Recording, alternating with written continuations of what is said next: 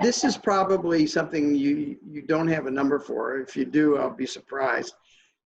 What percentage of doctors do you think are complicit in this disaster, in misprescribing and misusing drugs, and what percentage, what would be the criteria for punishment, for what should happen to these people who are the worst offenders?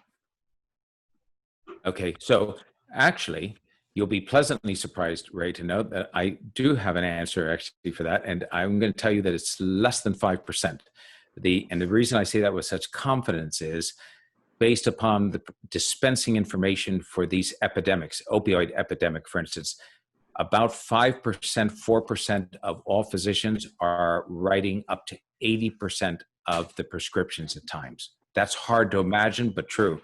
There was a time in Broward County here just north of us in Miami-Dade here in Florida that was the pill capital of the country, in which pill clinics were operating all the time.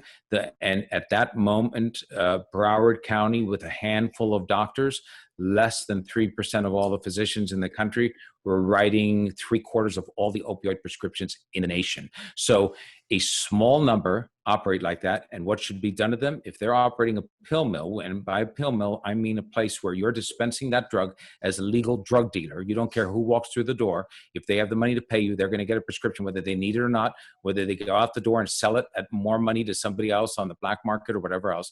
You should lose your medical license, and that was done in some cases, or you should go to jail, and that was done in some cases. But it takes so long to make those cases against those doctors that the amount of harm done in the interim is tremendous. There's a fellow who has become a friend, Dan Schneider. He has a program on Netflix that some of you may have seen called The Pharmacist. He is the pharmacist. And one of the episodes, his son died from an overdose of opioids, is about his effort to close up a pill mill doctor who was operating, and she was operating at midnight and 1 o'clock in the morning when no doctor's office is open, with people in a parking lot in a long line waiting to get in. There were signs something was wrong with that. It took him years to bring that case to fruition and finally get somebody to pay attention. So that's part of the problem.